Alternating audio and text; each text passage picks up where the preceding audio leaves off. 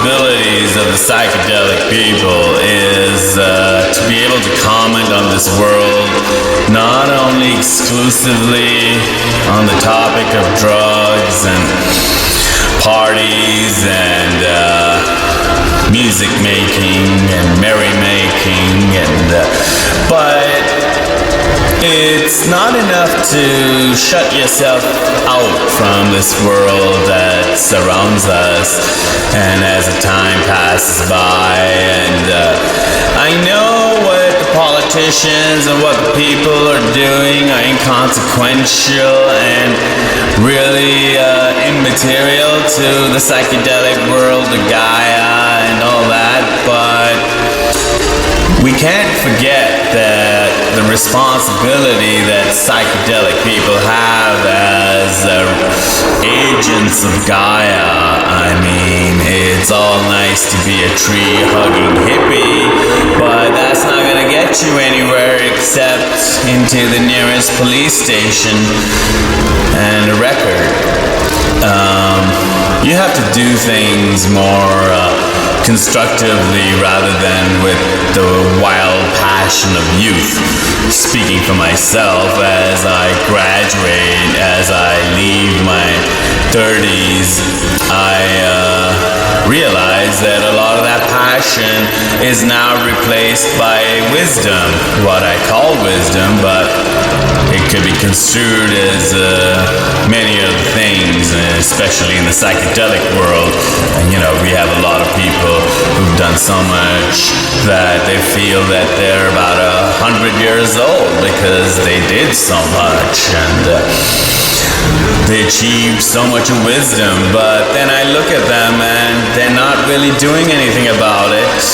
They're existing, supporting their habits, but not really going anywhere as I imagine a person with 100 years of wisdom to help others. And of course, in my view, the number one thing is to help others rather than only yourself. I mean, you can aggregate resources for yourself and look where the world is because of that aggregation of resources, and at a very primitive animal level, even at the cellular level of gathering fat. All obesity problems are about aggregation of too much wealth, of too many resources that we don't need, though we have a craving. I mean, it's in the mind. The rats are programmed, and the programming is so strong that we have obesity at epidemic levels, and yet there's no satisfaction amongst the fattest people on this planet, namely, the bourgeois of the East and the West. Now, it seems that the artists are non-existent in Asia and Africa, but in Europe and America are wholly silent. The best cause these days seems to be Palestine, and I'm all for Palestine, but it's not gonna get us anywhere. It's about two very small communities that are trying to live or trying to kill each other, but that shouldn't be the be-all and end-all of world focus on Jewish conspiracy theories or Islamo-terrorism or bombs on the plane. I mean, all this stuff is for the media. Among the billions of 7 billion, approaching 8 billion, all these things are inconsequential, the numbers. It's what are we doing for the larger thing, the giant planet, Gaia.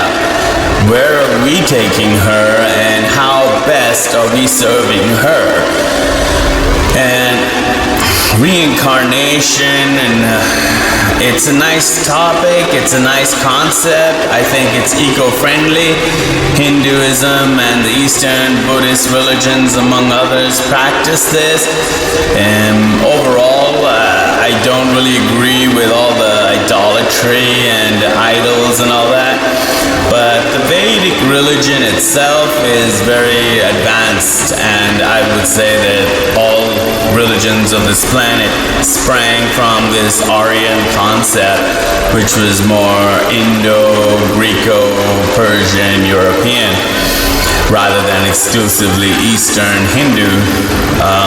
These concepts are embedded in European minds and hearts, and hence the global travel to India, especially amongst the Europeans, to faraway mountains and nature, and kind of communicating, kind of doing a download, communicating with Gaia.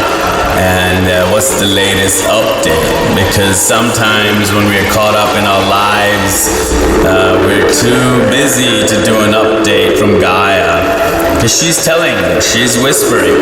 But the whisperer, as you know, is the faintest of whispers, that you can barely imperceptibly hear it. But if you quieten your mind, your situation, your lives, then you can hear her, and she's speaking, no doubt. But are you listening are you able to listen is the moot point. It's very hard to tangle or detangle the mess that we have always found ourselves in. Everybody seems to think that today's world has the most problems ever, and that life used to be so simple back then, and it could be, and it was, and I think that people yearn for the times without electricity, without bulbs and life. And I don't agree with that. All these technologies that help us put this, radio recording out there, it would never happen without all the technology. So we can't be hypocrites, but we've just got to use the technology to go somewhere further. Which brings me to Gaia's update, and quoting Terence McKenna again, he always felt that Gaia was trying to tell us how to spread the seeds, not our seeds, her seeds, nature's seeds. Nature is the one that's gonna lay the foundation, and guess what? If nature lays her foundations on Mars, on Saturn, Jupiter, or the galaxies, we cross the Milky Way galaxy somehow, and we establish kingdoms of Gaia rather than kingdoms of man and kingdoms of empire. I think that Gaia is using us as a vector. Sadly, though there are many of us, 7 billion, but out of these 7 billion, mostly in Asia and Africa, they're not doing very much about it. It's mostly America and Europe, which have less than a billion population, especially talking specifically about North America and Western and Eastern Europe. We're talking about less than a billion people engaged actively in trying to get us off this planet. I mean, India is trying to, catch up, and it's all nice, India and Iran trying to catch up with the Western clubs, but it's just a catch-up game, and they're mostly using it as a military purpose or something very banal rather than focused on some newer technology. Europe, with its emphasis, can and do it, but it's not happening. As we see, the focus is on global war and terror, which is giving way to global mass immigration, refugees, which are eating up time and resources of the European nations. It's causing European discontentment. It's causing a virulent form of socialism that wants to feed and clothe everybody, but taking away resources from the government that could have been used in the space program. The space program appears to be a luxury, and that's where the tragedy is, that is the most urgent thing, and there will always be humans and suffering on this planet. It's not going to be solved by the Europeans taking a few thousand here and there, or even a million. We're talking about hundreds of millions. All of Europe would have to be swamped. All of America would have to be swamped by humans. And even then, guess what? There would be misery and tragedy, and people wouldn't like their living situations, and complaining, and more war and hatred and religious fighting, and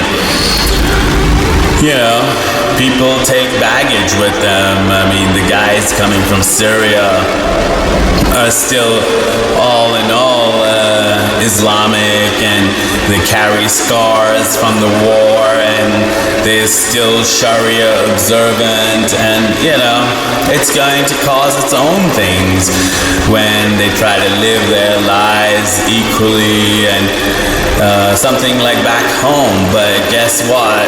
Those feelings of back home were the things that got them into trouble in the first place. The entire culture failed them, their religion failed them, and to reignite that in Europe on a grander scale is going to be a problem.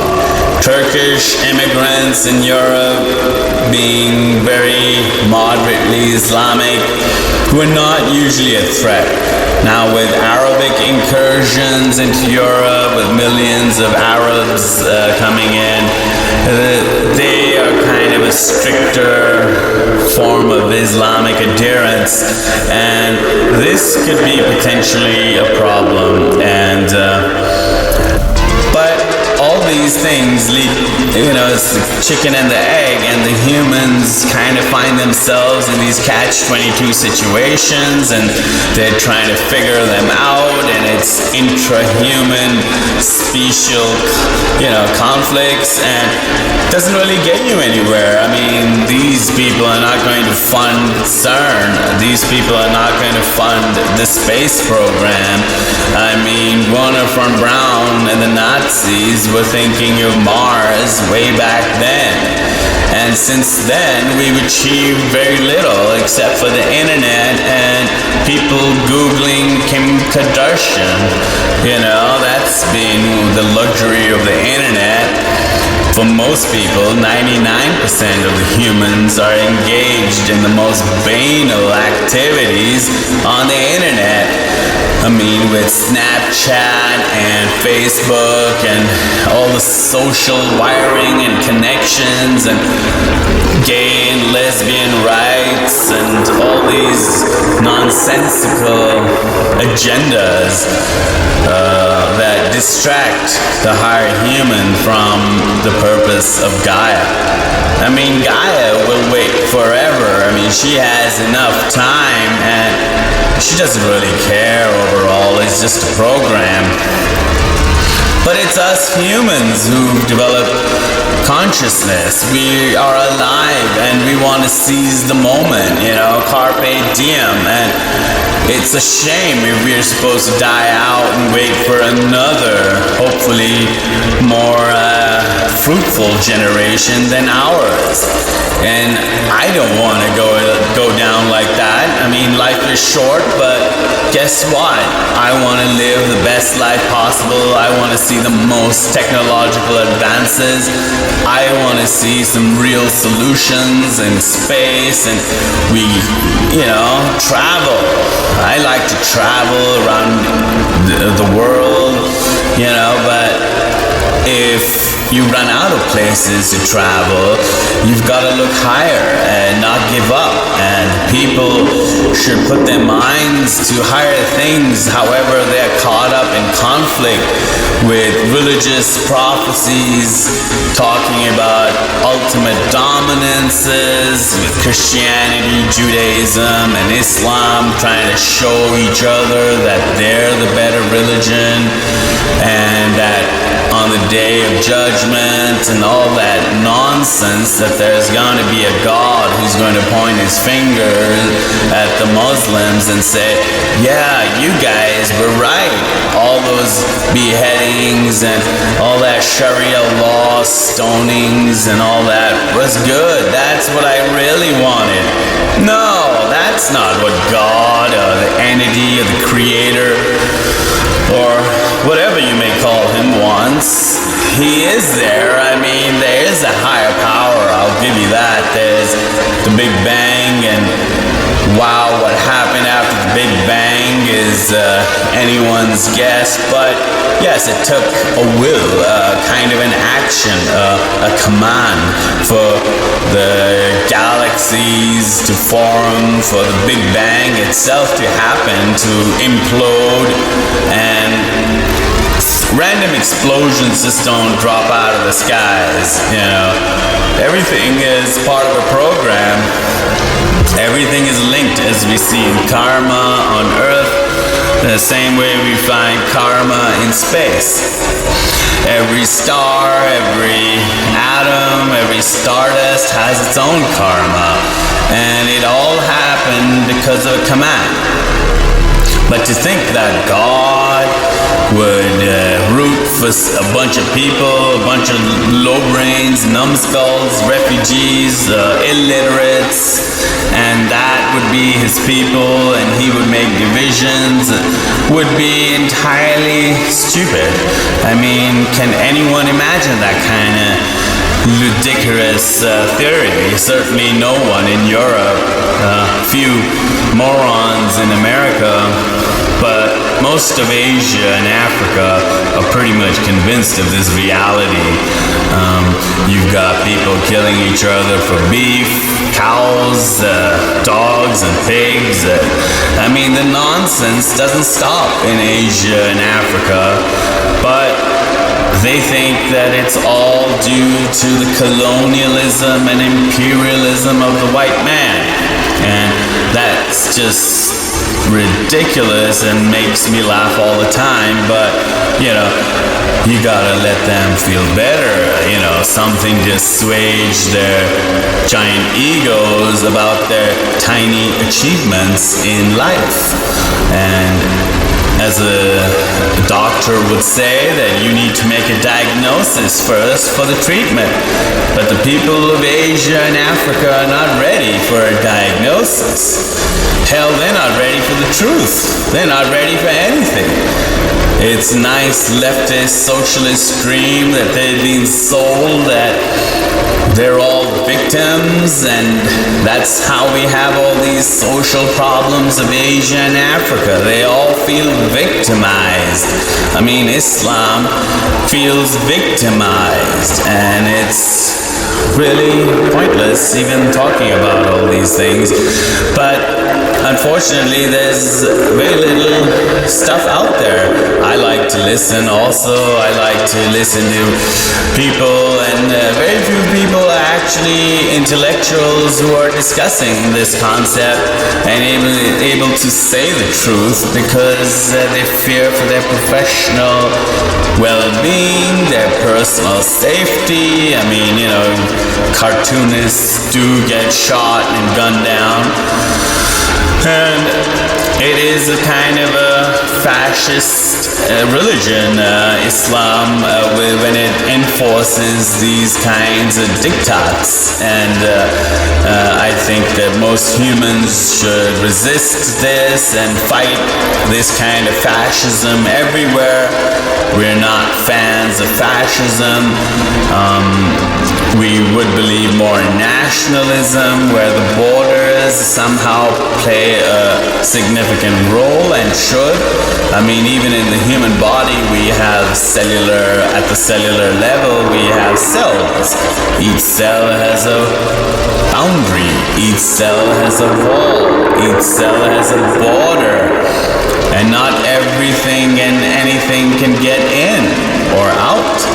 They have to pass customs, and that's how the cellular wall allows food in, food out, metabolites in, metabolites out. So, the chemicals, calcium, magnesium, potassium, sodium, all these are tightly regulated. And that's good for the cell.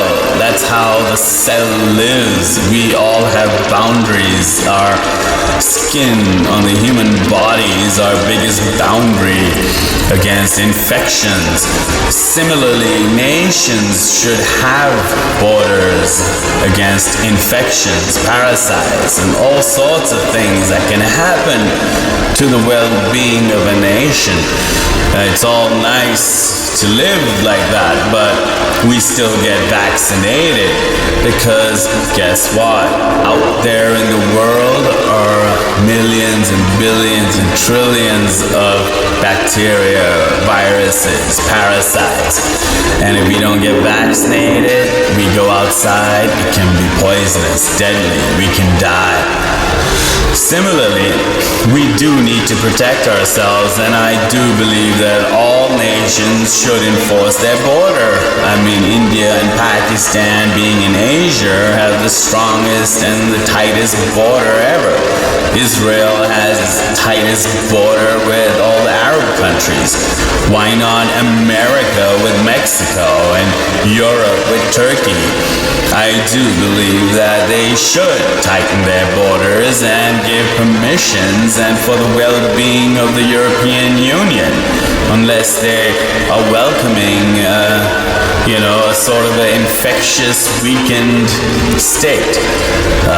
Not all things that come through the wall, through the cellular wall, are good for the cell. So you need to break it down for them that everything is not good. At the risk of repeating myself, I mean, it's kind of pertinent. And on those lines, Donald Trump has been given a lot of flack. He's been maligned, he's been cursed, he's been abused by Latino kids on the internet. And you have a lot of things going around, but these are forces of anarchy, socialism, that would prefer a sort of an equal situation to cause anarchy. The cellular wall, the boundary, the national boundary, is a protective mechanism, and it should never be disabled. And it's just folly in the long run. Respect nature. Nature designed the wall. Nature designed the cellular transport, immigration system, even in the cell. Notice that a tiger will fight another tiger for its territory. It's not one love, it's like, hi, you don't belong here, you need to leave. And that's how the tiger will treat the other tiger. The panther will treat the other panther like that. The lion will fight for his space. It's just natural. It's organic. And the more we're with Gaia, we need to understand and respect the laws of Gaia, the way things are, the way things were constructed. It's only a virus mutation that causes cancer, that can cause problems and disease. So if we want to protect ourselves, then we must follow nature as closely as possible. I mean, people tell me homosexuality is rampant in nature. I'm like, good, but at what level? 0.001%. The whole point of nature is procreation, progression, reproduction. And if you're not going to have reproduction, the birds, the trees, the animals, the plants, everything would die out.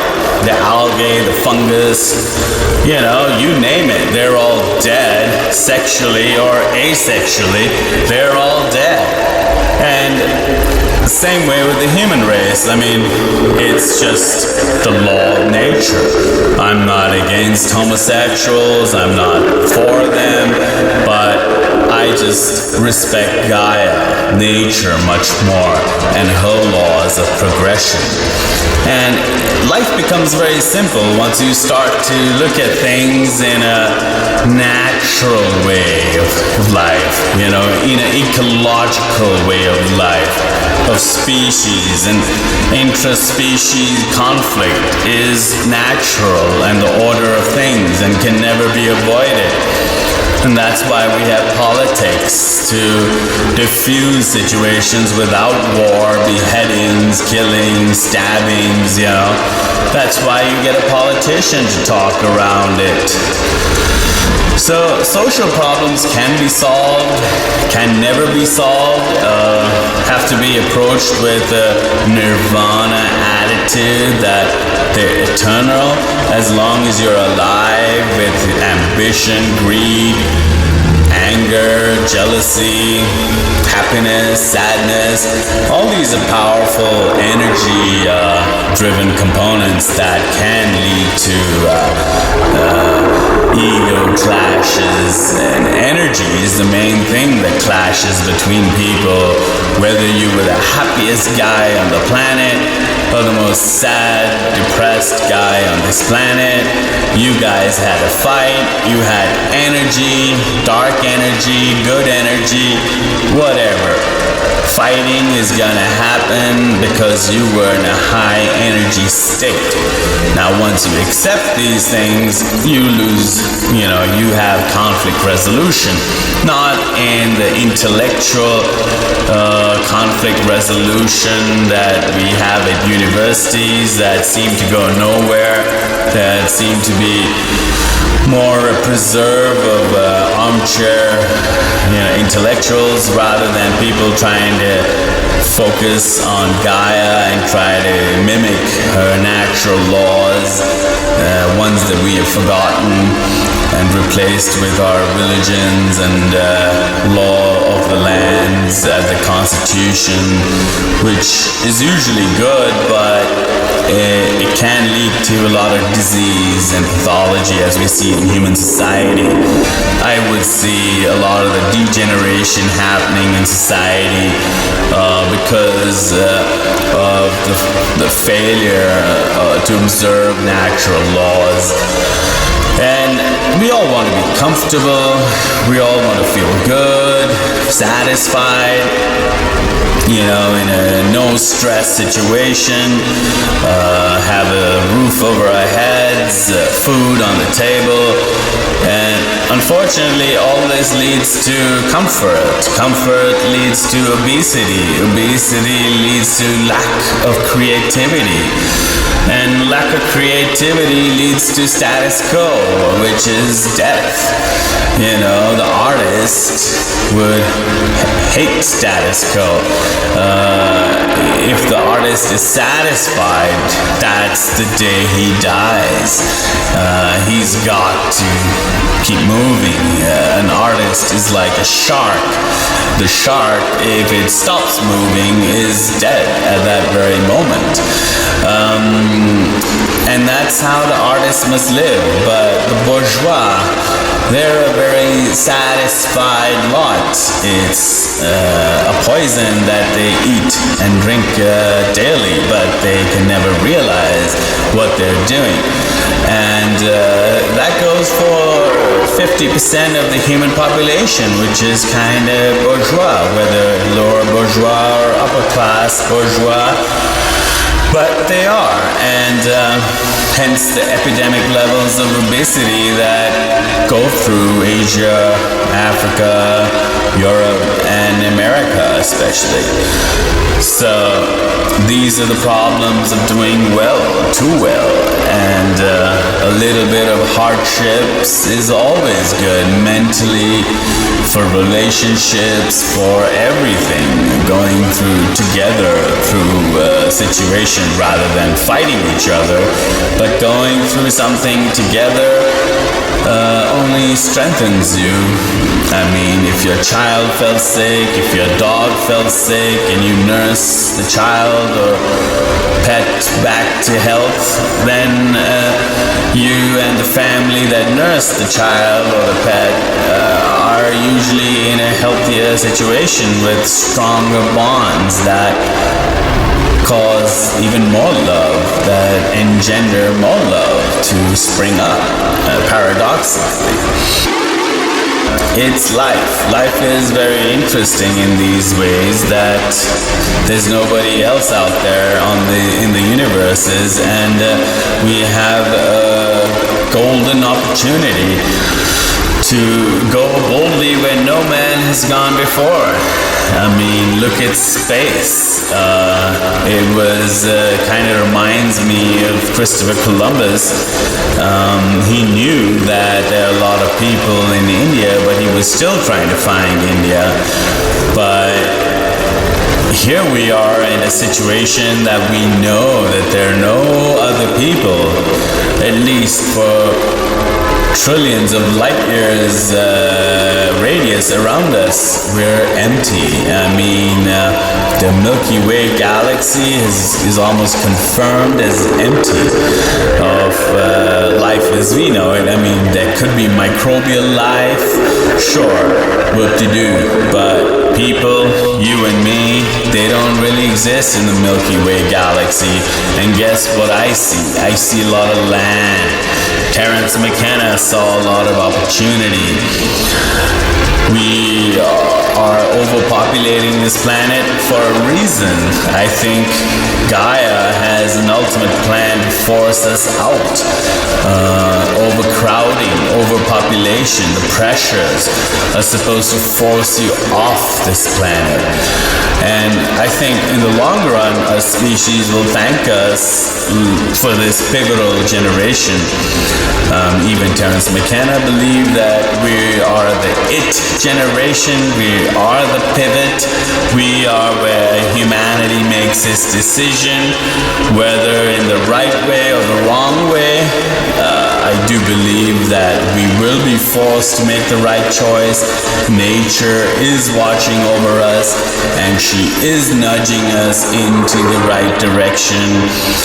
I mean, according to her, right direction, but we are mostly prisoners of our karma. Most humans never make a conscious decision and are incapable of doing it.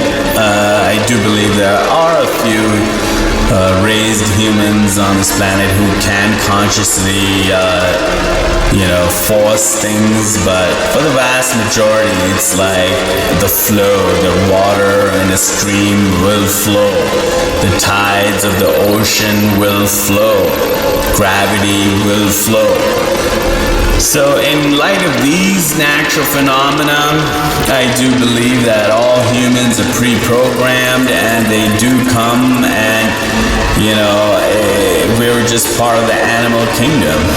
And unfortunately, we invented our ego, and the ego invented religion and a loving, hateful, angry, happy God in our own mold, in our own shadows. We invented God. I mean, there was a creator who created everything, but the humans ascribe human values to God, and that's where Nietzsche says that man killed God.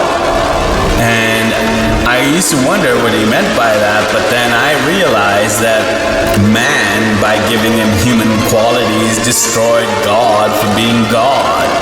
He was no longer God when he was angry, when he was sad, when he was greedy, vengeful, trying to send you to hell, for the crimes, the infractions, the sex that you had. He was going to stone you to death for that. He was going to amputate your arms for taking a bit of chocolate. You know, that was no God talking. That was a human with his emotions. And we can easily see that in the Bible, in the Quran, and all the childish emotions ascribed to God and Sharia law, and all the childishness embedded in there. And we do realize that we have to transcend all this. And unfortunately, it's been mostly Europeans who've been able to transcend through all the bullshit of religion. Starting with Martin Luther, who gave Europe the freedom to get up and get away from all this and achieve greater things out there.